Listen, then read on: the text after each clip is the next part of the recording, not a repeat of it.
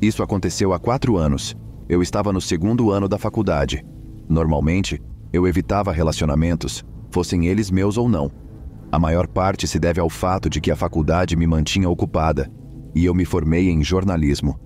Acho que você entendeu, mas, além disso, eu tinha relacionamentos saudáveis com amigos e saía de vez em quando. Minha colega de quarto, Piper, tinha um namorado que ela trazia todas as noites, e só para assim, farrear. Era chato e eu me cansei de toda aquela bagunça e decidi me mudar.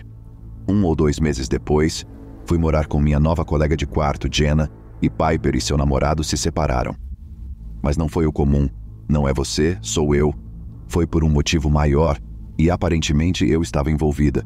Piper me enviou uma mensagem de texto às 10 da noite e disse o seguinte: "Como você se atreve? Você precisa mesmo destruir minha felicidade?" Eu respondi: "Do que diabos você está falando?" E ela continuou: "Meu namorado disse que não pode ficar comigo porque tem sentimentos por outra pessoa. E era você." Fiquei atônita e respondi: "Eu não o conheço e você deveria superar isso. Tudo o que vocês dois fizeram foi sexo mesmo." E deixei para lá. Quando acordei na manhã seguinte, meu celular estava lotado de mensagens. Nem me dei ao trabalho de verificar, apenas cliquei no aplicativo para que as notificações desaparecessem. Nas semanas seguintes, acontecimentos estranhos estavam ocorrendo. Minhas joias sumiram e, além disso, uma foto minha e da minha mãe no chão, uma noite, quando cheguei em casa, foi destruída. Depois disso, lembro-me de ter ido até Jenna e gritado com ela, mas ela insistiu que não tinha sido ela. A sinceridade em sua voz me disse que ela não estava mentindo, que não tinha motivo para ficar brava comigo. Ninguém mais sabia sobre a pequena chave reserva embaixo da planta do lado de fora da nossa porta, exceto Jenna e eu. Verifiquei a planta e, com certeza, a chave estava faltando. Liguei para a segurança do campus e, no dia seguinte, eles enviaram 2 homens para verificar tudo. Eles não encontraram nada, mas disseram que deveríamos conversar com o conselheiro do nosso prédio para trocar as fechaduras. Eu realmente não queria passar por isso, e agora me arrependo de não ter feito isso. Mas a história precisa continuar. Um dia depois, mais ou menos, alguém bateu à minha porta, e para minha surpresa, era o ex-namorado da Piper. "Ei, a Piper tem me enviado todo tipo de ameaças. Você pode mandar uma mensagem para ela se acalmar? Ela disse que vocês duas ainda mandam mensagens."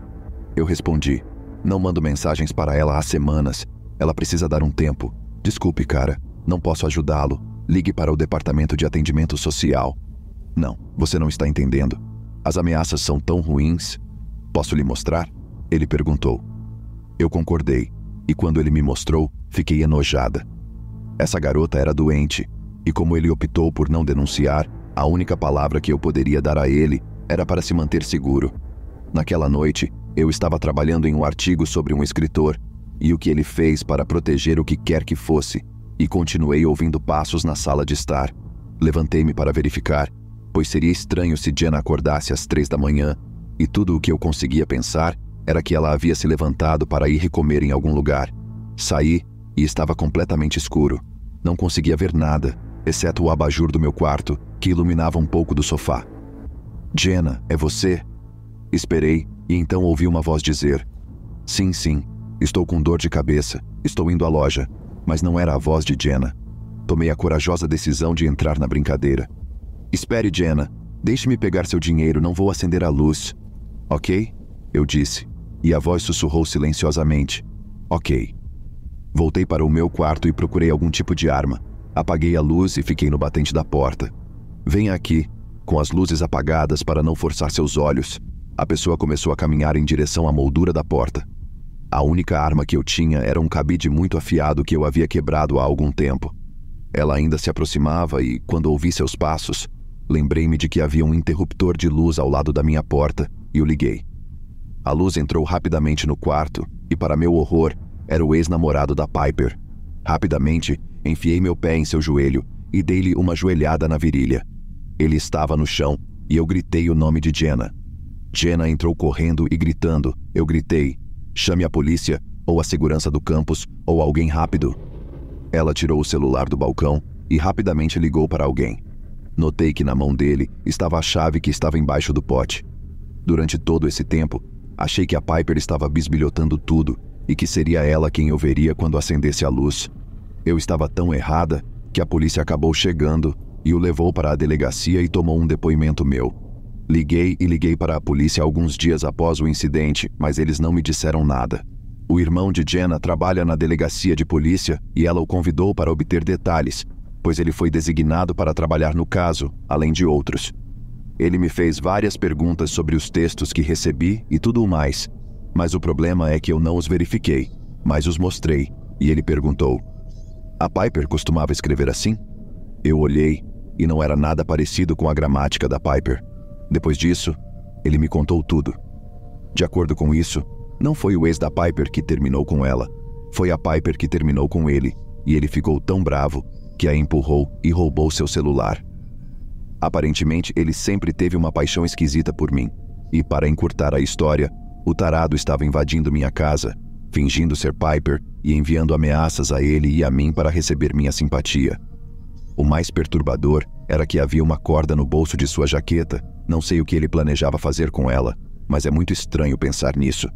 Então, depois de ouvir tudo isso, foi o suficiente para que eu decidisse entrar com uma ordem de restrição. Ele não poderia ficar perto de mim em um raio de 100 milhas. Depois disso, mudei de faculdade e fui para uma cidade maior no norte da Califórnia. Ele foi preso por um curto período. E agora, 4 anos depois, ainda mantenho contato com Jenna. Jenna me disse que quando ele saiu da prisão, fez muitas perguntas sobre mim a muitas pessoas e para onde eu tinha ido. Ninguém lhe contou porque era uma cidade pequena e as notícias correm muito rápido. Aparentemente, ele encontrou uma namorada e se mudou para algum lugar que eu não quero saber. Tudo o que sei é que espero que essa namorada seja tão louca quanto ele ou esperta o suficiente para ir embora. Piper e eu nos reconectamos quando eu estava no último ano da faculdade e ainda somos amigas. Fico assustada ao saber que ele estava no mesmo dormitório que eu e eu não tinha a menor ideia. Portanto, pessoal, tenham muito cuidado. Duvido que algum de vocês queira que isso aconteça com vocês.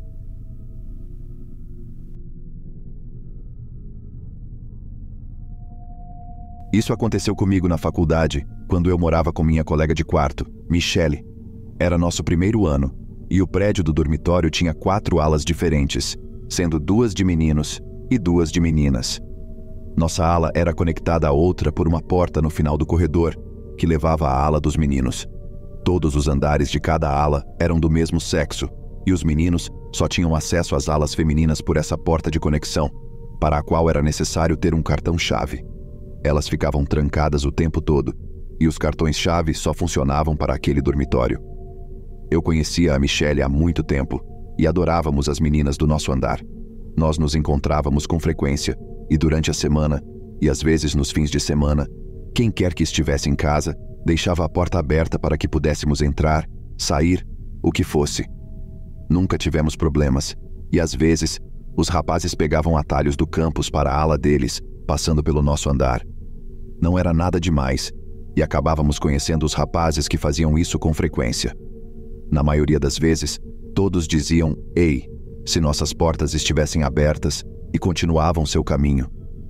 Um dia, nossa amiga April ficou quieta quando havia cerca de 6 de nós em nosso quarto, e eu notei. Perguntei a ela o que estava acontecendo e ela disse: "Cara, você não viu aquele cara que passou? Eu já o vi antes, ele é assustador e nunca diz nada, só fica olhando para nós."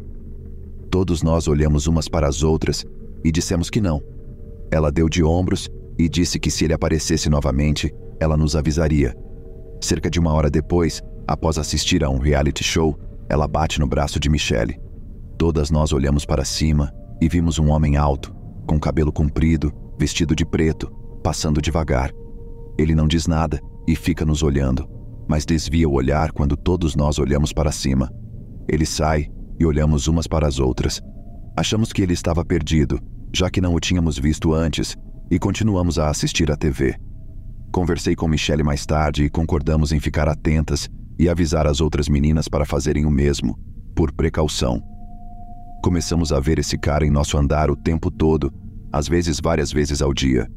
Começou a ficar ridículo quando todas nós estávamos nos trocando, preparando para sair, e ele passava de 3 a 4 vezes, sem fazer nada além de ficar olhando e andando mais devagar do que o necessário. Uma vez ele passou 6 vezes, e nós nos mudamos para um quarto e fechamos as portas. É evidente que ele morava no prédio, pois seu cartão-chave funcionava na porta trancada e ele aparecia lá diariamente. Começamos a nos sentir desconfortáveis em deixar nossas portas abertas, mesmo quando havia várias pessoas em casa e fazendo isso. Perguntamos para os conhecidos do outro lado do corredor do nosso andar se ele morava lá. Não, não morava, e eles ficaram preocupados quando lhes contamos o que estava acontecendo. Um dos coordenadores do andar de um dos rapazes disse que, se a situação continuasse ou ficasse mais estranha, deveríamos falar com o nosso coordenador. Ele se ofereceu para tentar descobrir onde esse cara morava para nós. Eu gostaria de dizer que não ficou mais estranho, mas ficou. Um dia, fui à sala de computadores do dormitório para imprimir anotações de uma aula de psicologia e preparar um projeto que eu deveria entregar no final da semana. O cara assustador sentou-se ao meu lado e começou a navegar na internet enquanto eu estava sentada para fazer minhas coisas no computador. Eu me senti fria. Todos tinham laptops antes dos tablets, e foi estranho ele ter chegado quase na mesma hora. Imprimi minhas coisas e saí rapidamente. Fui para a minha aula de psicologia, e quando cheguei ao prédio de psicologia e caminhei para a minha aula, percebi que ele me seguia. Eu estava estressada durante toda a aula e saí por uma saída diferente na sala de aula. Ele ainda estava circulando quando saí e torci para que ele não me visse enquanto eu praticamente corria para casa. Voltei, sem fôlego, e Michelle perguntou o que havia de errado. Eu lhe digo, e ela parece assustada. Eu digo, o quê? E ela me mostra o Facebook dela. O canalha a convidou para ser amigo dela, e o nome dele está listado como Juan, e a foto é dele de cueca. Eu verifico a mesma coisa. Batemos na porta de algumas garotas. 6 outras pessoas também se inscreveram como amigas. Dissemos não a isso. Praticamente batemos na porta da nossa coordenadora de relações públicas e dissemos o que estava acontecendo. E eu contei a ela o que tinha acabado de acontecer comigo na aula. Uma das outras garotas jurou que ele também a seguiu. Ela entrou em pânico e disse para bloqueá-lo online que ela cuidaria do assunto. Depois disso, nunca mais o vimos. Não sabemos o que eles fizeram, mas ele não ficou em nosso andar o resto do ano e nunca descobrimos onde ele morava no prédio.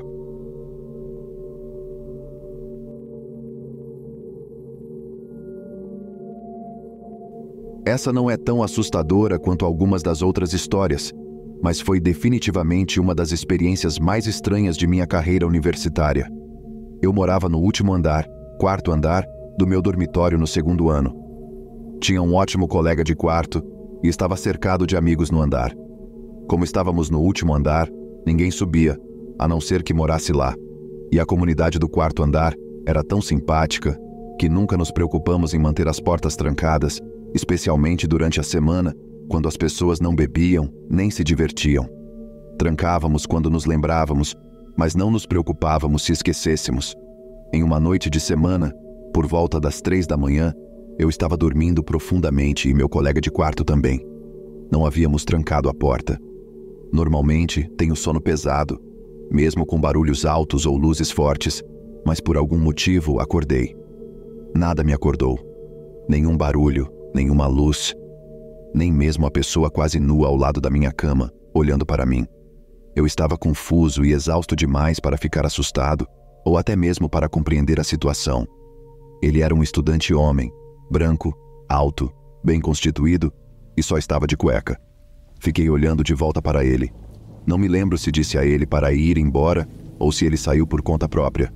Se o fiz, foi em uma voz normal, embora agora eu provavelmente gritaria com ele. Eu o vi sair e fechar a porta atrás de si. Meu colega de quarto dormiu durante todo esse tempo. Mais confuso do que assustado, levantei-me, tranquei a porta e imediatamente voltei a dormir. Na manhã seguinte, eu estava convencido de que era apenas um sonho estranho. Então verifiquei a porta. Ela ainda estava trancada. Não trancamos a porta na noite passada. Definitivamente era real. Meu colega de quarto não acreditou em mim até eu lhe contar sobre a fechadura. Verificamos nossos pertences. Nada foi roubado ou sequer movido. Contei o ocorrido ao coordenador de alojamento, que ficou chocado por eu não ter gritado. E, sinceramente, eu também estava. Pela maneira como o cara agiu, especulamos que ele estava bêbado ou drogado e foi para o quarto errado pensando que era o dele, ou poderia estar sonâmbulo. Ele não se parecia com ninguém do andar ou com alguém que eu conhecesse no prédio. Mas o incidente foi tão breve e tardio que minha memória estava turva até mesmo no dia seguinte. Talvez não seja chocante que algo assim tenha acontecido em um dormitório universitário, mas para nós foi significativo e muito estranho. Incidentes semelhantes aconteceram com outras pessoas em nosso andar, mas as pessoas que os invadiram não eram homens brancos altos. Além disso, esses incidentes ocorreram nos finais de semana. Ainda não tenho ideia de quem era ou o que havia de errado com ele, e tenho certeza de que nunca saberei. A partir de então, passamos a trancar a porta todas as noites.